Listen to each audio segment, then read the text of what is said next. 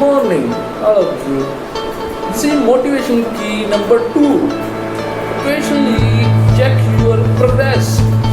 The very definition of a goal implies that it must not only be specific and realistic but also measurable. When it is difficult to measure the progress you have made in achieving a specific goal, it is highly unlikely that you will be very motivated to keep pushing yourself to meet that goal. Just think about it. If your goal is to get to work on your time tomorrow, you will constantly check the time at each stage in the journey. If you notice that you are running behind time, you will automatically start driving or walking faster because you know exactly how much time is needed to meet your goal of being on time. If that goal was a little less defined or intense, if you decided that someday you wanted to be famous, how would we know when to start speeding up? I will say that motivation, that interesting style attain your goal is what will ensure that you will do anything to achieve your goal. This could require that you speed up, slow down, or even change course altogether. But motivation is a very critical occurrence. I will say that you constantly need to fan the flames of desire in order to keep yourself motivated. That is why it is so important for you avoid to urge to check your progress. I will say that your progress too often. Checking your progress only occasionally is one of the best way to develop a realistic view of your progress. After all, Rome was not built a day. This is escapely so far long-term goals. To help you get the point, let us revisit the illustration of your goal of getting to work on time tomorrow. If you were driving down a busy freeway and nervously checked the time every 60 seconds, would that help you get to work any faster? I highly doubt it. There will always be factor or obstacle outside of your control, like the weather or traffic. Constantly checking the time will not be remove this obstacle. At that rate, you may never reach your destination because you are too distracted by the time and may very well end up in an accident.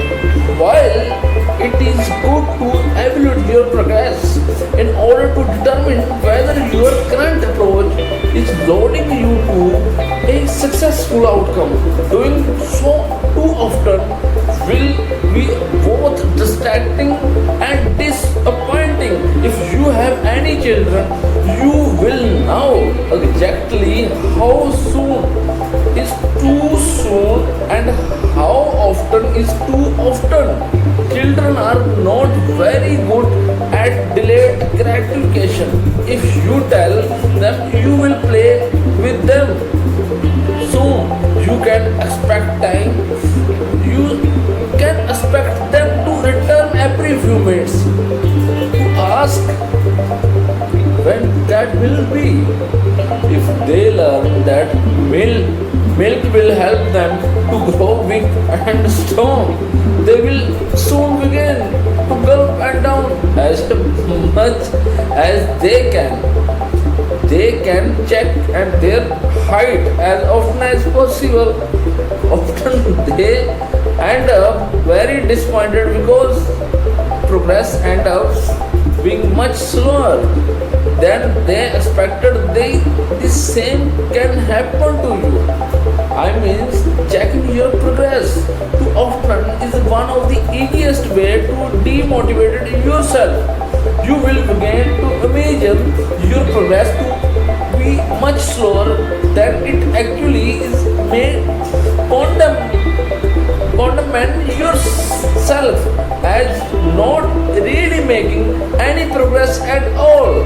This is escapely so because you will make more progress on some days than other. How often is too often is a question that is only you can answer. The nature of your goal and the duration of the time is needed to achieve them will help you make the decision. If your aim is to lose 5 pounds in 30 days, it is only nature that you would want to weight yourself daily. But if your goal was to lose 100 pounds over the next 2 years, monthly weight in would be more beneficial. It is generally increases that you check your progress a little less frequently for longer term goal than you would for those you hope to achieve in a shorter period of time. I mean, for those you hope to achieve a shorter period of time, this does not means you should not revisit your strategy to achieving your goal often. In fact, I strongly encourage you to review your strategy as often as possible. This is another practical way to keep yourself motivated because you will constantly thinking about achieving your goal and it will become harder to be distracted by all the noise around you. Our associated are often one of the biggest distractions. Your associates can either weight you down or push you forward and closer towards your dream. The next chapter focus on how to surround yourself with the right people and who will help to motivate you towards success. I mean, surround yourself with the right people and realize your own worth. This is God of lucky health.